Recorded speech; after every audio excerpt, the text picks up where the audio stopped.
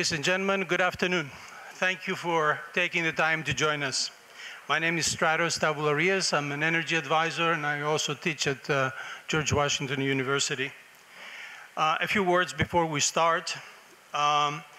Energy strategy and associated policies are usually based on three pillars. One pillar is sustainability, the other one is energy security, and the third is affordability. Sustainability, as you will understand, it's mainly the impacts on environment and climate and social impacts, which is very high in the agenda around the world these days. Energy security, it's the reliable and secure supply of energy wherever it's needed. Affordability, it's something that it doesn't get a lot of discussion, but it's extremely important. Consumers, whether they are residential or industrial, need to afford electricity or other forms of energy for their activities. And if they don't, that's an issue. Why I'm mentioning these three is this session will focus on number two, which is energy security. But you cannot separate the three. The three are interrelated. So occasionally in the discussion, you may see that we talk about sustainability as well as affordability. One other thing that I would like to do before we start is make a minor correction in the title of the session. It says energy security, trajectories towards EU autonomy. 100% autonomy, it's not a realistic goal. In some cases, it cannot be reached. It should not be a goal. So modifying the title is trajectories towards an increased autonomy. Even when we reach the net zero situation, hopefully by 2050, we will need to import hydrogen from outside Europe. So let's not talk about 100% autonomy. In this panel, we're fortunate to have three very experienced speakers from the energy field. We have Mr. Lorenzo Tavazzi, partner from the European house Ambrosetti. We have Mr. Malinov from Bulgartranz. This is the pipeline and gas company of Bulgaria. And we have Mr. Rexhepi, Executive Director of Nomagas, Skopje. Without losing any time, Mr. Tavazzi will give us a presentation, and then we'll have an open discussion. Thank you. Thank you very much, and good afternoon all. A very warm good afternoon. It's a real pleasure to be here today and have the possibility to share some thoughts on an issue that also according to the numbers of sessions that I saw in the program of the Delphi Economic Forum, I think it's at the very core of every discussion nowadays. So the energy security, and I would say a fairly level of energy autonomy at the European level. I would like to share with you our analysis. We are a think tank. We are accredited to be #1 in Italy among the top 20 influential at global level. And we are very much committed in analyzing the topics that are relevant for the competitiveness and the development of our country system as a whole in terms of Europe, but not necessarily Europe. And in particular on energy, I forgot to move the slides. I hope that they are quite readable.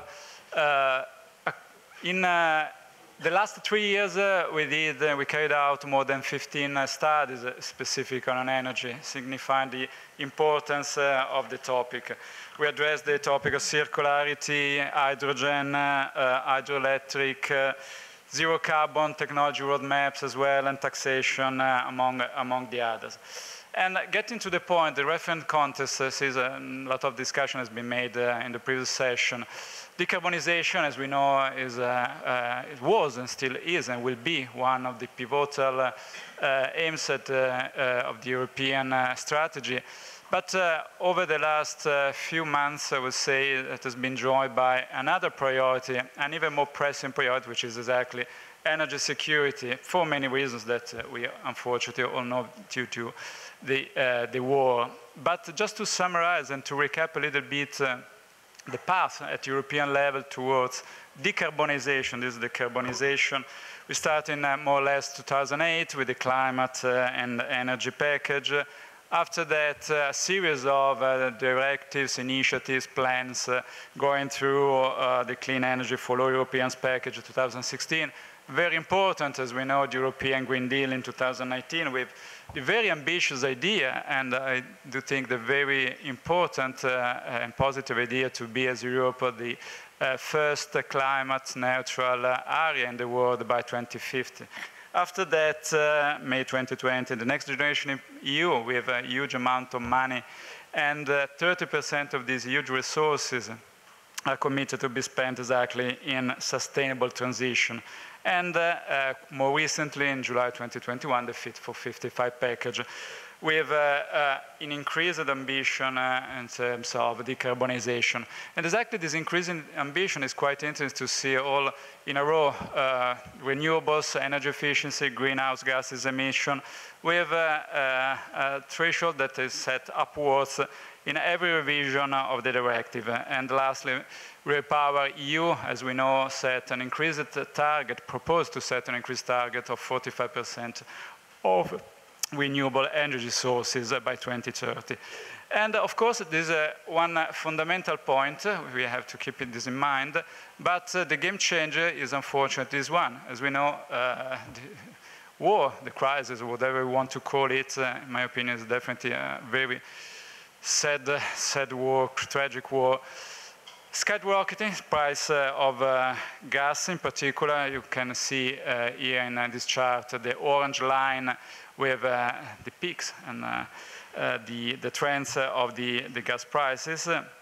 And on the blue line, in the blue line, the Nord Stream flow. And as we know, the supplies from Russia fell dramatically from more than 10 billion cubic meters down to less than 2 billion cubic meters. I will see in the near future what the outcomes will be. And that's why the European Commission took several important steps forward in a very short period of time. Again, this is just a recap of what has been done over the last few months. Starting October 2021 with the energy price toolbox, March 2022 with the REPower EU communication, the further adjustments in on May 2022, and moving forward, significant actions in the gas storage regulation, gas demand reduction plan, and so on and so forth, also the cap on the price at the TTF. And in particular, more recently, February 2023, the presentation of the Green Deal industrial plan with three pivotal initiatives. I will spend a couple of words afterward. Net Zero Industry Act, Critical Raw Materials Act, and reform of electricity market design. So the basic question, my opinion is this one. In the twin quest, I call twin quest, so decarbonization on the one hand and energy security on the other hand, but of course, as we all know, are very much intertwined because decarbonization in the context of Europe is a fundamental lever to reach energy independence or more energy security. So how is Europe performing? My short answer is not that well. If we consider the most used energy sources in Europe, more or less the map of Europe is this one. We have clusters of countries relying on coal, clusters of countries relying on natural gas, clusters of countries relying on nuclear, clusters of countries relying on oil, on renewables, northern European countries. But overall, or better, all in all, the European Union energy mix is still today highly dependent by fossil fuel, more or less by 70% of the total. And the situation is not very much different if we consider the electricity. Again, clusters of countries with different characteristics. Again, all in all, 45% of the total is represented by fossil fuels for production of electricity. And this leads to another fundamental issue that we are having nowadays in Europe, and we needed to tackle significantly: the dependence from imports. The average, the EU average, is around 56% in terms of net imports on gross available energy. But in my opinion, another very important feature is that the large economies, or the major economies of Europe, you can see highlighted in orange, with the notable exception of France, because of the nuclear, of course, but Italy, Spain, and Germany are well above the threshold of the EU. And the same goes if you consider the dependency index on natural gas. This is an index that measures the import dependency and the share of gas on the energy mix. Again, Europe is a highly dependent, more or less 20%, but again, the big economies of Europe are very much above this threshold, having Italy, for example, the first most dependent country in Europe for natural gas. And in this context, there are some good news, in my view, a promising trend in terms of renewable energy sources deployment. This is the installed capacity over the last few years. In particular, we saw quite a good jump forward in 2021, 2022, you see, and the right side of the chart, in particular in solar. That's definitely good news if we consider again the energy security issue, but it's definitely not enough. If we consider the targets that we set according to the various directives and their updates, again, we need to speed up significantly. In 2022, as Europe 27, we deployed 52.5 gigawatt per year, plus 60% on the average of the last quinquennium, 2017-2022. But again, there is a huge gap to be filled, in particular, to reach the policy targets. As Europe, again, we needed to accelerate up to 89 gigawatt per year, so more or less double the size that we are doing as of now. There are, in this path towards energy security and energy independence, many points of attention, as we know, but in particular, I would like to focus on two of them that I consider of highly priority, let's say. One is the governance model of the energy transition that we are having nowadays in Europe, and the other one is the manufacturing capacity of clean energy solutions. And focusing on the first one, I would say that we have, as Europe, a very highly complex governance system. I would say overly complex. This is a snapshot of all the institutions, all the agencies, all the players that are involved at the European level in the governance of the energy transition, of the energy system. Let's say 27 member states with their respective institutions, agencies, institutions, meaning local municipalities, regions, and so on. One parliament, two committee, one council, one commission, with 11 DGs that are related to energy. So the situation, just the internal situation, of course, if you consider the external dimension, so Europe versus the other players in the energy governance model, of course, the spectrum broadens a lot. But just keeping the focus on Europe, we have carried out a study quite recently, 2021, specifically analyzing the shortcomings that are related to this current model of governance at European level for the energy transition. We have identified at least three main issues. One are the shared competence on energy, the other one, weak enforcement mechanism at technical and political level, the third one, inefficiency of the mechanism for managing policy targets. I'm sorry, I apologize, I do not have time to go specifically to deepen into every single of these issues. If someone of you is interested, the study European Governance of the Energy Transition is freely downloadable from our website. But just to give the results of these highly complicated governance models, according to our analysis, we focus on several shortcomings stemming exactly from this governance model.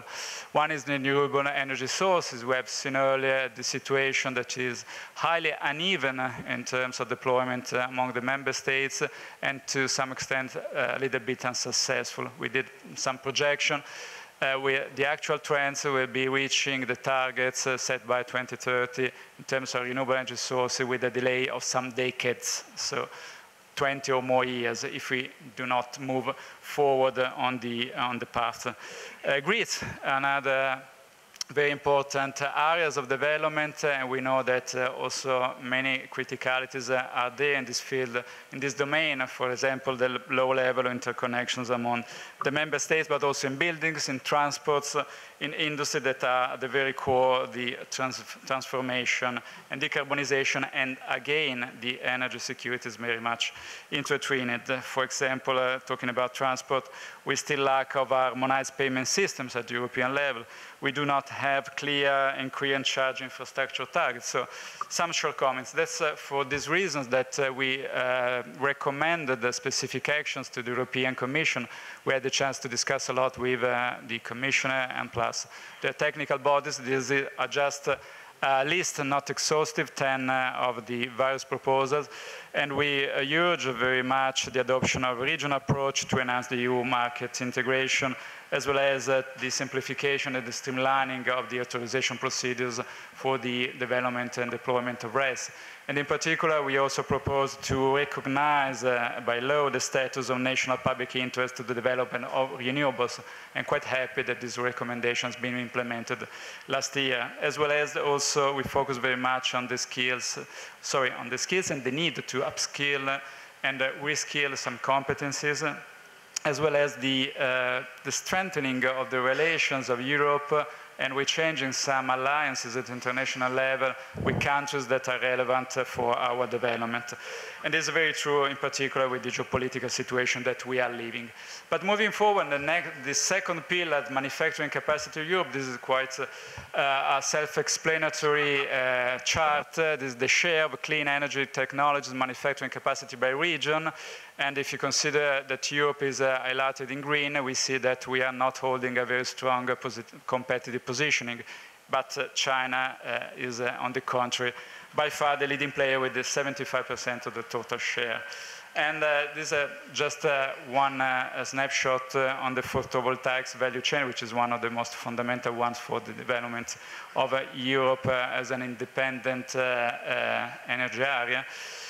According to our estimates, Europe is lagging more or less 20 years behind China in terms of industrial development in the photovoltaics value chain. Of course, I'm not saying that we will not be able to enhance and repower our capabilities, but for sure we have to need to consider that China has a very strong position nowadays. And we know that these topics are very high in the strategic and political agenda. The Green Deal Industrial Plan of Europe is an important step forward in order to, again, reboost our industrial competitiveness. The simplified regulation, the faster access to funding, skill enhancement, resilient supply chain are all important steps forward. But I'm closing. Yes, I'm closing and close. Just 2 slides. Just to say, we are going to invest a lot of money, 357 billion euros in the Green Deal Industrial Plan for Europe, no time limit, but the US are investing 457 billion euros by 2030 through the investment plans and Inflation Reduction Act. China is already investing through the 14th five-year plan something 900 billion euros, so we need to do much more. And we also need to take into serious consideration the trade-offs. This is just one of them, the critical raw materials. Europe is totally dependent from import of critical raw materials. Again, China is the main suppliers with also almost 60% of the critical raw materials that Europe is needed to move forward in our independence path. And that's why, in my opinion, this is the final slide, we need to discuss much more, at least 4 key areas. One is investments, money. Again, we need to put more money. The EU posture, strategic posture and strategic vision, we need to move forward and rethink our industrial delocalization strategies as well as our participation in global value chains. Upskilling and reskilling, because innovation, in my vision, is one of the most important levers to create a sustainable competitive advantage, and the regulatory frame, which is, of course, fundamental. Sorry I took 1 minute more of my allotted time. Thank you very much for your time. Thank you, Mr. Tavazzi. The presentation will be available, and anybody that wants more information can talk to Mr. Tavazzi to share the report, the study that they've done. I have a number of questions. I don't think we have time. If we do, I'll come back to it. But I would like to address the next question to Mr. Malinov and Mr. Rexhepi. Mr. Tavazzi mentioned decarbonization and energy security. How do you see these two topics and what your countries are doing, and what are your top thoughts? First, Mr. Malinov. Thank you very much. Thank you for the nice presentation and for giving me the floor. But of course, achieving a high level of energy security and at the same time energy autonomy is a complex task, which is our common goal, let's say reducing by 55% till 2030 and having a full neutral, carbon neutral by 2050. But indeed, and simultaneously in this time, because coming from a gas business, we think that our region, this part of Europe where it's highly dependent on coal production and electricity production from coal. My opinion is that the natural gas has a great potential, and in the upcoming years will be really a bridge fuel to achieving the goals which I already mentioned. So from that perspective, I do consider that there will be three vital steps which we need as a region, but also as a European Union member states, we need to focus on and continue working. The first one is, of course, securing the energy sources, diversify them, not dependent on the Russian natural gas, because, you know, last year Bulgaria was the first country when the Russian deliveries of natural gas was fully cut off, and we are working in that direction. But our estimations are that the natural gas in the upcoming years will still be a major fuel contributing to reducing the greenhouse gas emissions. And simultaneously with that, we should come to the second step when we need to start blending the natural gas with hydrogen. But as it was mentioned in the brief of our panel, let's say hydrogen potential for production in Europe is still questionable, and maybe we will have dependency on importing hydrogen. So from that perspective, we need to prepare our networks, and we are working in a very close cooperation with the Greek TSO. We already have several times increased the transborder capacities, and also we have some future projects which all the infrastructure which we are preparing will be hydrogen ready. Of course, we have the same level of cooperation with our North Macedonian colleagues. 2022 was like a breakthrough in our relationship. We have for the very first time signed interconnection agreement on the existing IP. So from that perspective, regionally working in a solidarity and cooperation is a good stuff. Of course, the first, as a transition through the blending period, as I call it, of course, natural gas has also a potential for producing of hydrogen, so-called blue hydrogen, but this should be combined with some other technologies like the carbon capture and storage of the CO2 emissions. So for this bridge period, it will play a significant role. And then we'll come to the final stage where natural gas will be fully replaced by the hydrogen. So my prediction, let's have the fingers crossed, it will be by 2050. And from that perspective, sorry, we have a good enough time, but there is a necessity of a lot of investment, because we the transmission system operators in the region, but not only in the region, because we are discussing that topic also on the European Union N2G level. We have the experience, we have the know-how, we have the network existing, but to be prepared and to retrofit it in full scope for the future for hydrogen, there's a necessity of investment and a common European policy within a framework of cooperation on a regional level, not on a country by country. Thank you. Thank you. Thank you very much. Mr. Rexhepi. Thank you very much. I'm honored to be here today. I think that the main and the most important issue to be discussed is time frame to achieve completely independence on energy in Europe. And because we are witness that unfortunately energy became most powerful geostrategic weapon, especially after the war, aggression Russian aggression in Ukraine. I think that there are two main challenges in Europe actually. The first one is to achieve autonomy and independence on energy terms, and the second one is decarbonization and net zero in energy terms. But the question is, are they complementary, or both of them, or are they obstructing each other? I think that, and I agree that they are completely complementary and helping each other because if you see the European dependence, most of part of the shares is coming from fossil fuels, and when Europe will be free from fossil fuels, it's going to be very close to complete independence. In last period, we are talking about the diversification of the supply sources, of a regional cooperation, of the security of supply. But I think that the most important issue to be discussed in the upcoming years is regional connectivity. Because if you see, for example, many of countries, different countries in our region, in all European countries, have a different source of supply.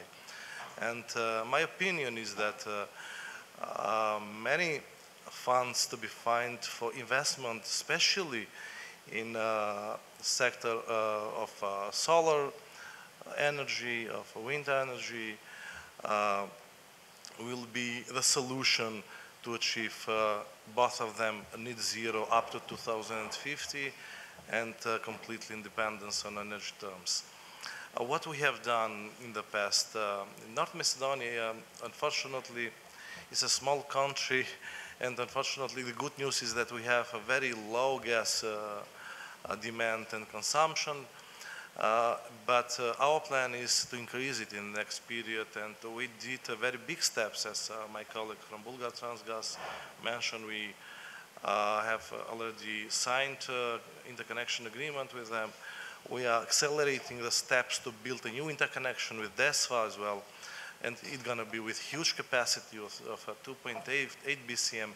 And in our opinion, gas will be very important in this transition to green energy and to fulfill our commitments from EU Green Deal in the next period.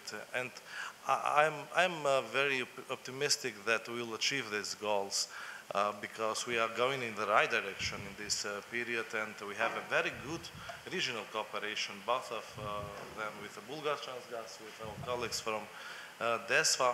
We are planning also to build a new interconnection with Bulgartranz gas from Strumica to Petric, and we are working together these issues. And hopefully in the next period we'll have concrete results on these terms. And we are trying, because our region can have a very important role to supply our northern neighbors. Because if you see the map of supply in Europe, it was from north and from east to the central part of Europe. And it will be changed after the Ukraine war. It's going to be from south to west, to central and to west countries. And we are ready to help in this process. And we are doing everything to accelerate all the projects and to